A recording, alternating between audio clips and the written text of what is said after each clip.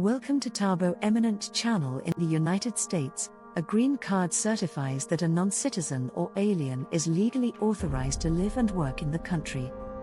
Over the years, the coveted document has gone by many names, including Alien Registration Receipt Card and Permanent Resident Card, but most people still refer to it by the green paper first used to print the cards in the 1940s. Thanks for watching. Request you to subscribe the channel. What was the Alien Registration Act of 1940? In 1940, for the first time in U.S. history, the Alien Registration Act required all non-citizens and foreign nationals, 14 or older, to register with the government. The law, signed by Franklin D. Roosevelt, was a World War II-era national security measure to identify and fingerprint millions of non-citizens already living in the country. In a public statement, FDR sold a new registration requirement as a positive measure not only for the protection of the country but also for the protection of the loyal aliens who are its guests. Around 5 million aliens registered, encouraged by radio PSAs and newspaper photos of foreign-born actors and musicians happily complying with the new law. The Alien Registration Act of 1940 didn't target non-citizens from specific countries. In 1942, following America's entry into World War II, FDR issued an executive order requiring the additional registration of all alien enemies natives of Germany, Japan, and Italy.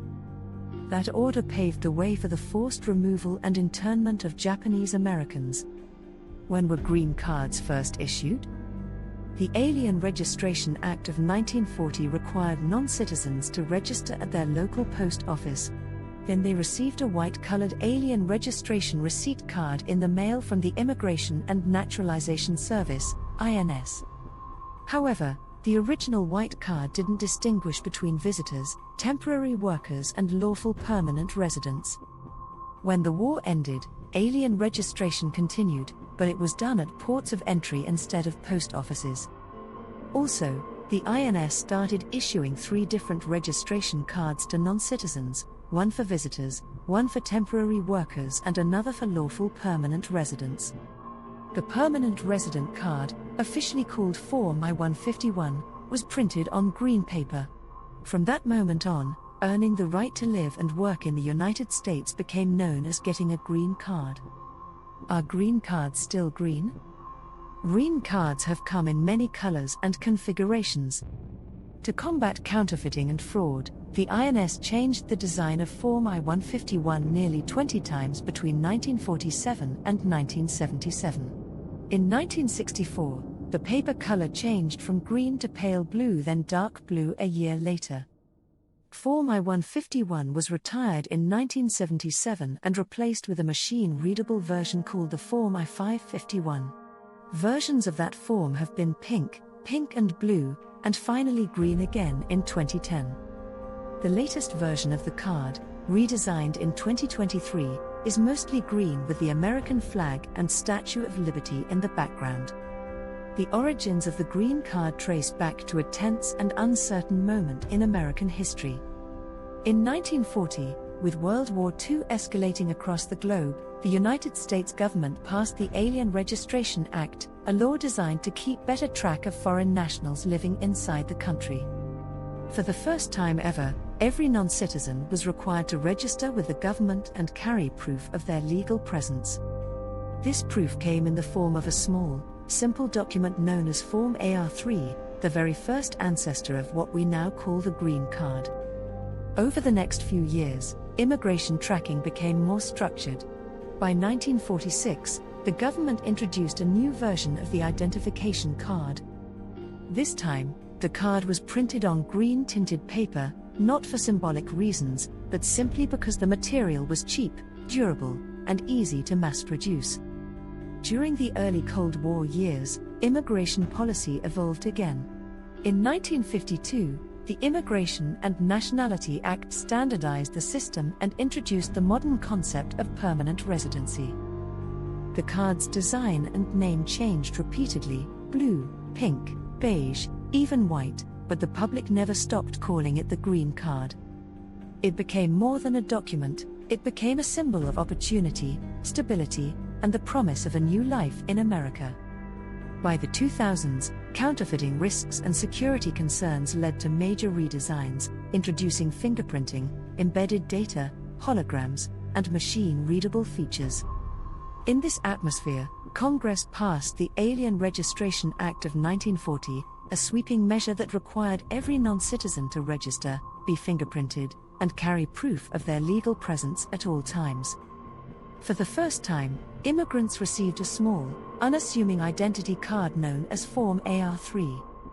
It was not glamorous, not symbolic, just a practical document issued during a period of global turmoil. No one in 1940 imagined it would evolve into one of the most recognized government documents in the world. As the war ended and a new era began, the US government restructured its immigration system. By 1946, new identification cards were created to better track the growing immigrant population. These cards were printed on green stock paper, a detail chosen not for symbolism, but simply because the government printers had large supplies of durable green cardstock available. Yet this small accident of history became legendary. The early Cold War years transformed the landscape again. The United States, emerging as a global superpower, re-examined who could enter, who could stay, and under what conditions. The Immigration and Nationality Act of 1952 formalized the modern system of lawful permanent residency. New cards were issued, designs changed, colors shifted, from green to blue to pink, but the public kept using the same name. The green card had become more than a document, it had become an identity. Behind every card was a human story. A father who crossed the ocean seeking a future for his children. A mother who fled conflict and hoped for stability. A young student who dreamed of becoming a doctor. The green card wasn't just a piece of paper, it was the physical symbol of their sacrifice, their hopes, their fear, and their determination to belong. As decades passed, the card evolved in step with the country itself. Security concerns in the late 20th and early 21st centuries led to biometrics, holograms, embedded data, and enhanced verification methods. Yet even as the technology changed, the legacy remained. Finally, in 2010, the US embraced the history and returned the document to its traditional green color, closing the circle that began in a printing office in the 1940s. Today, the green card represents far more than its name. It carries the remarkable story of American immigration, a story built from global conflict, government reform, cultural memory, and the individual journeys of millions of people who came seeking a chance at a better future.